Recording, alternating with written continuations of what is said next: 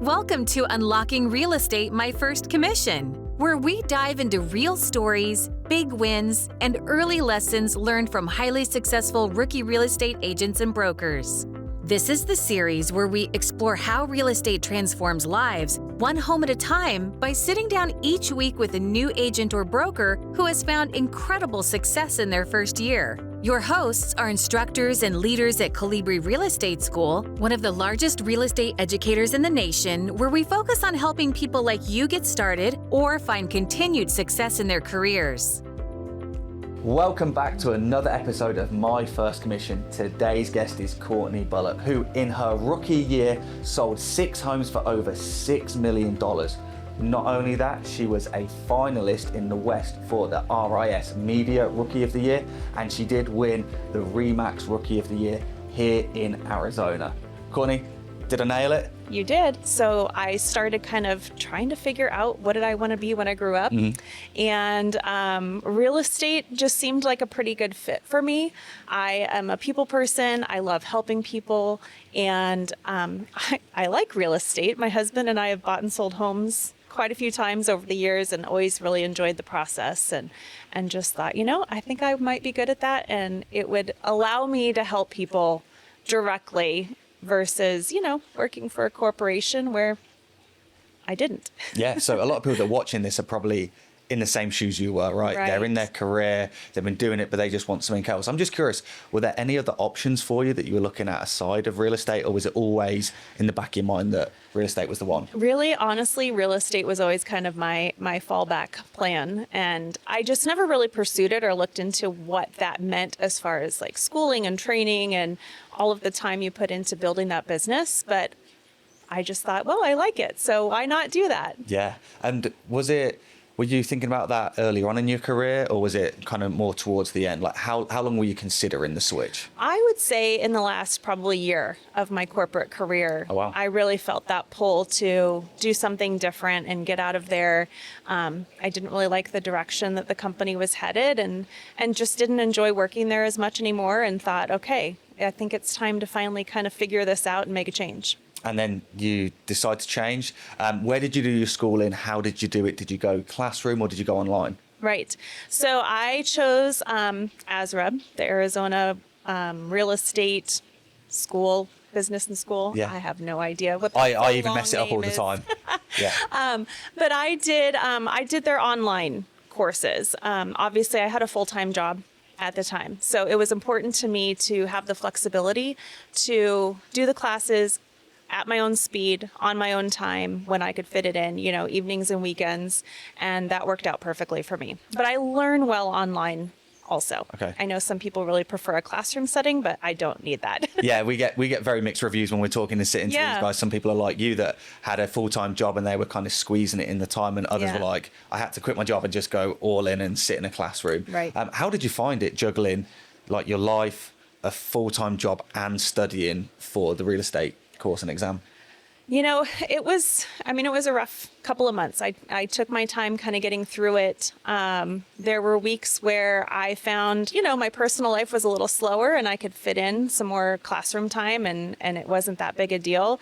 And I was trying to keep myself on a schedule. I had kind of mapped out like, okay, let's do X amount of courses each week so that I'm done by this time.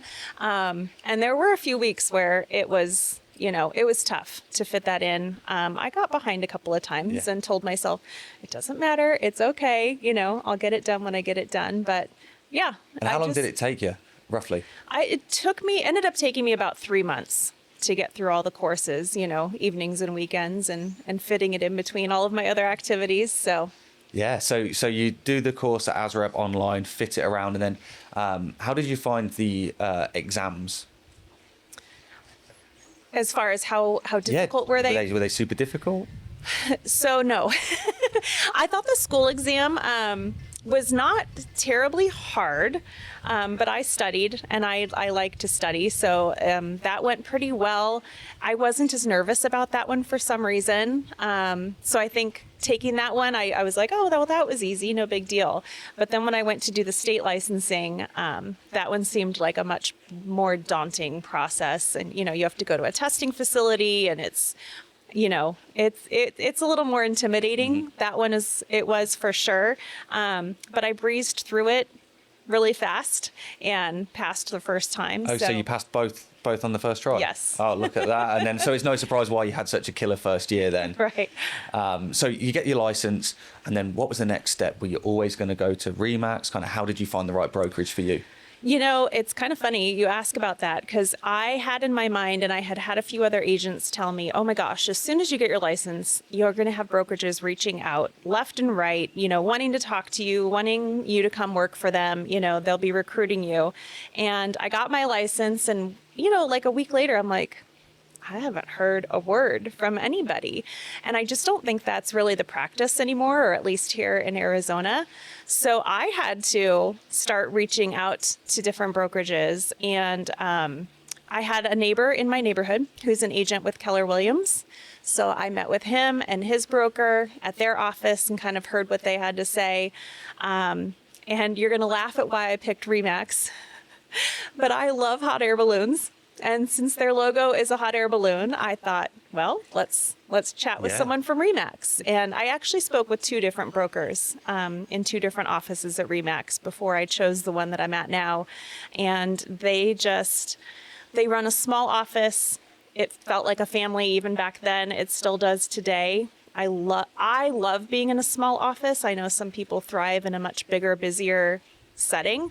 But to me, I really like their personal touch and, having that connection with them. So that was what led me there. Fantastic. So you hang your license with them, and you start building a business from scratch. Yes. Right. How challenging was that? Like talk me through, how did you get your first deal?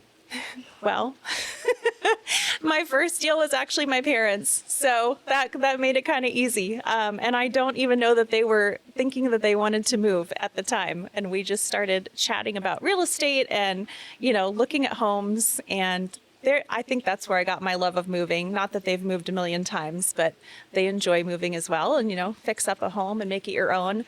We just started chatting about real estate and looking at homes and kind of talking about possibilities. And before I knew it, they're like, yeah, let's do it. Let's buy a new home, and then you can sell our current one. And so, they were my first 2 deals. Wow, that's really cool to get to help your parents out on the first one. It was fun. Yeah, no, fantastic. So you get those out of the way, right? Are you still leveraging your sphere of influence, your network? Are you cold calling? Are you going door to door knocking? How does it grow from there? I guess I've gone a little bit less traditional route and really have just leveraged my sphere and my network for sure. I have never made a cold call. I've never knocked on a door. I've never approached anybody I don't know. So I've really tried to build it ground up from people that I know, getting, referrals and using, my friends and them choosing to use me as their real estate agent. And I've just built it from there. The hard way, a lot of people would say, if you would door knock or cold call, you'd find more clients. And that's just not my personality. So, I've really leveraged my sphere, social media. Oh, so you're actively posting and kind of letting everyone know? All the time. Okay. Yes. What kind of content do you do? Of course, it's evolved over the last couple of years since I started, but I do a lot, mostly on Instagram and Facebook. I'm old. Those are my favorites. Yeah. Those are easy. I do post some stuff to TikTok, but I don't pay a whole lot of attention. You doing TikTok dances or? No dancing. No dancing. Yeah. So my content is really more, I try it to make it educational as far as real estate goes, kind of trying to help people figure out, what different things mean or how different things work. Educational as far as like who I am and, what you would get working with me. And then I try to do a lot of local content as well. So I will go eat at local restaurants, not chains, and film a little bit, eat the food, post about it, post a video about the restaurant and my experience there, to make suggestions for people. And I try to find places a lot of the time that people may not know about, which is really fun. I post a weekly events. I do a weekly events post every Thursday, like what's happening this weekend in the area. And so I just try to be helpful. Yeah. So when you're doing all of this content, right, are you filming it yourself? Do you have someone following you around? If someone's watching this and they want to replicate your success. Right. No, it's just me. Me and sometimes a tripod and a remote clicker in my hand, or, you know, when I go out to eat, I usually am just carrying my phone around and filming. And God bless my husband for putting up with all of my antics, because he knows, oh, great, you're going to film this place, aren't you? But yeah. He's like the Instagram husband. Right, exactly. Right? Babe, I need another take. I need another take. He knows. Yeah, but no, it's just me. And do you find it challenging to come up with the content? Is it just you're just building it around you and your lifestyle, and you're like, well, if I like it, my potential clients would like it? Is that the process? Exactly. Yeah. No, I really have leaned into, you know, I do want to attract people who are similar to me and would enjoy then working with me. So I'm not singing, not dancing, not doing anything crazy. It's just, you know, it's me and what I like, and hopefully those people will see that and reach out. Yeah, and a couple of people that we've spoken to have gone in the other ways, like a lot of cold calling, paying for leads, doing Facebook ads. But you're born and raised here in Phoenix, right? So you've been here a long time, so you've got that network of people in and around you. Yes. You said a second ago you get referrals. Now, do you actively ask people when you're talking to them, do you know anyone, or is it just like you do such a good job that they're like, oh, go talk to Courtney? I'd like to say it's a little bit of both. I definitely market to my sphere. I do monthly mailings to my sphere that's a coupon to a local, or not necessarily a local restaurant, but somewhere in the area. They get that so that they constantly have my face and name in front of them. And then I do pop buys, which I don't know if you're familiar with pop buys. No, tell me more. Little fun gifts that I will drive to my sphere, my former clients' homes, and drop off just as a, hey, I was thinking about you. And they're always, I don't want to say goofy, but goofy taglines that go with them, you know, like Easter candy and, you know, if you have any peeps who need help buying a home, call me, that type of thing. That's really funny. Yeah, yeah. It is fun. And so if someone's watching this, right, you commit to it once a month, every 3 months, is it around holidays? Once a quarter. Yeah. Yeah, and it's fun. It gives me an excuse to get out and touch base with people, and everybody loves it, which I enjoy. Yeah. You know, I hand them their little goodie, and, you know, they usually get a good laugh out of the tagline, and they appreciate it. So, yeah. Now, that's a really interesting one. I've not heard of that kind of thing before. Yeah. And you said you do mailers. Is that a physical one, or is it email? How do you go? No, it's a physical postcard. So I use a company that finds deals here in the Phoenix area. And so it's my branding, my face, and it says it's compliments of me. But it's with, you know, last month was Crumble Cookie. So you just had to take that postcard in and you got a free cookie from Crumble Cookies. Well, now we've met. I'm in your sphere. You can send me some Crumble Cookie discounts. Yeah. Got to get it all the way to Florida though. Okay. No, that's really interesting. Is that like something that came from you, your brokerage? How did you kind of come up with these things? Someone on Facebook mentioned it in a real estate group that I was in. And I happened to look it up to see if it was something available here in the Phoenix area. And they are nationwide, but, you know, only in certain markets.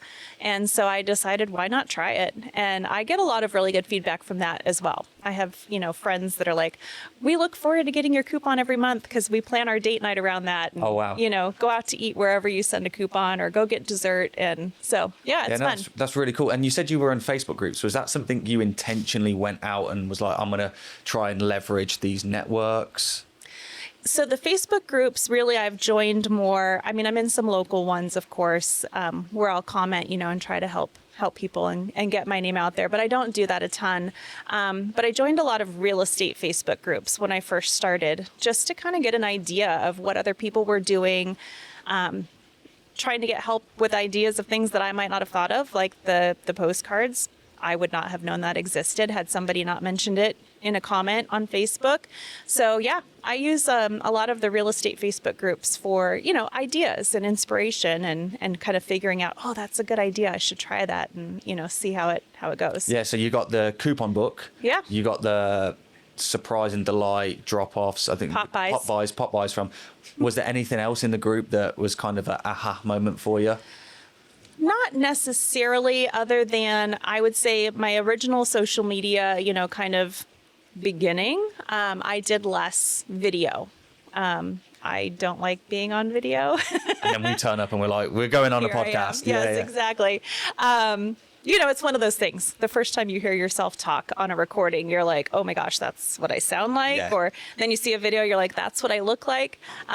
So it took a little while to get used to, but the more people were posting in these Facebook groups about how lucrative that was to get your face and your voice and your tone and your message out there, I started doing more video. So that was good for me because it was a big encouragement to, all right, Courtney, don't worry about it. Just do it. Yeah. And I had to remind myself what I think I sound like isn't what you think I sound like.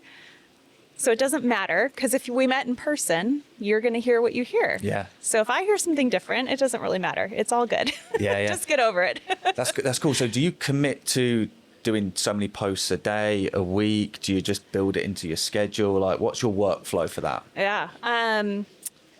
I've gotten a little lax on my schedule for social media posts. I was pretty hot and heavy there for a while, trying to do at least 5 days a week.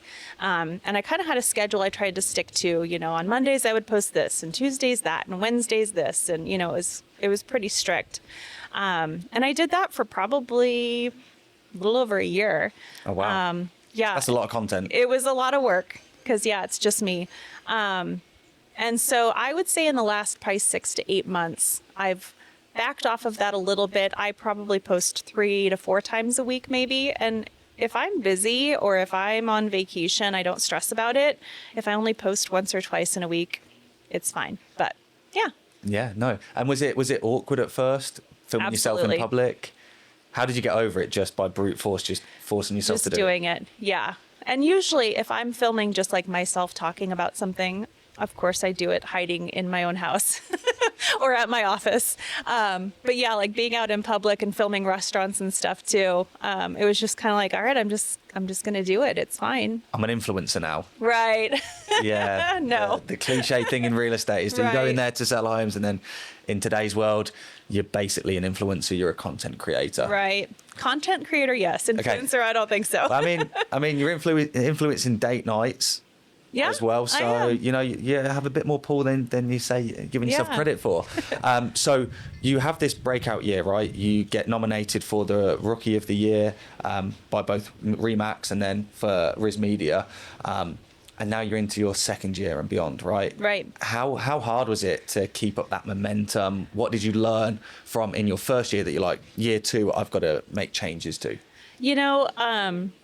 I feel like I kind of got into real estate at not the best time. The market had already kind of turned and it wasn't easy by any means. And yeah, after my first year and winning the Remax Rookie Agent of the Year for Arizona, I felt an immense amount of pressure. Like, oh my gosh, now I have to do at least as well or better than I did last year.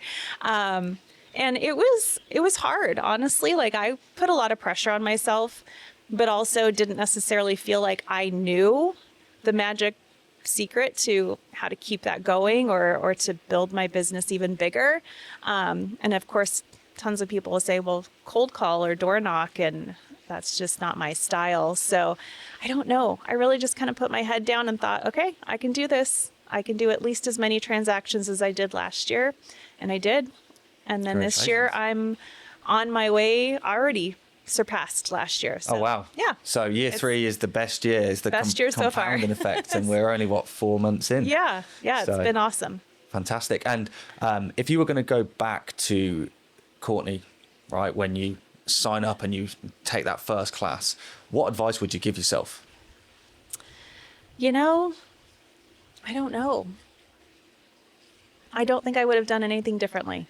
I really, took my time and I put my whole heart into it, quit my corporate job, went all into real estate, which I know a lot of people don't want to do. You have that safety net of having a paycheck.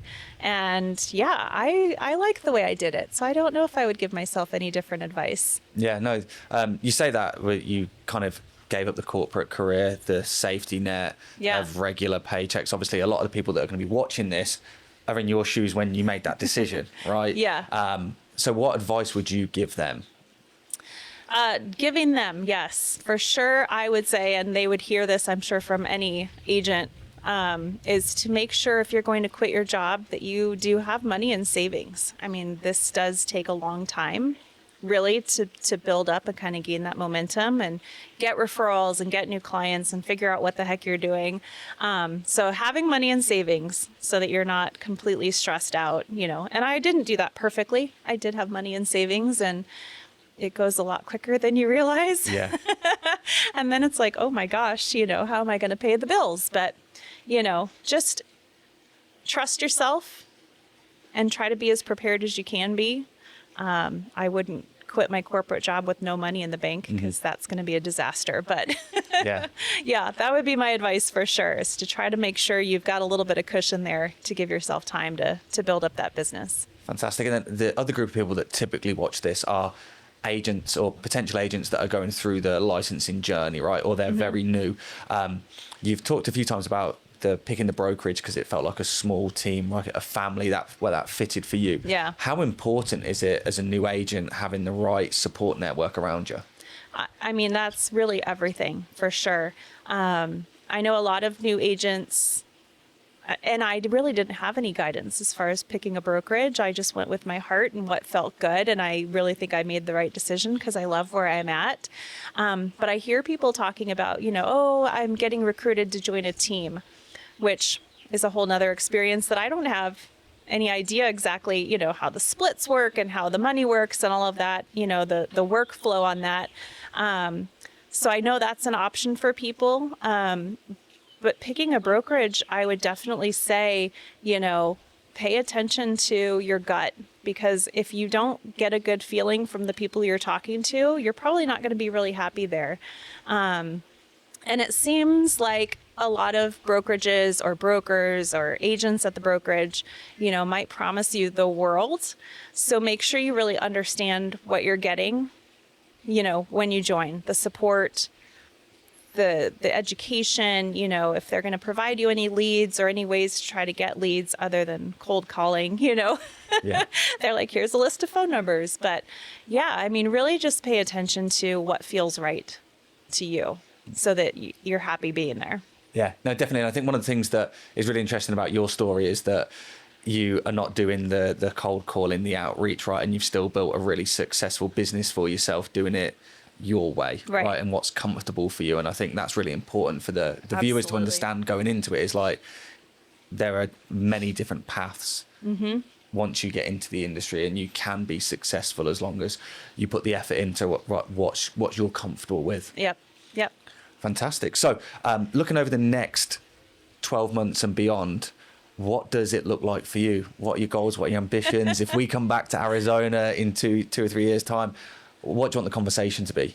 I really hope that I can continue to grow my business, which is getting easier. The longer that you're in it, you do have repeat clients. You get referrals from family and friends and former clients. I mean, I've gotten referrals from people who've never used me as a real estate agent, but who just love me as a person, which means a whole lot too. So, I mean, I hope that really can continue, and I can continue to grow my business to where I can help even more people and obviously, earn a living. I mean, that's the key part for sure.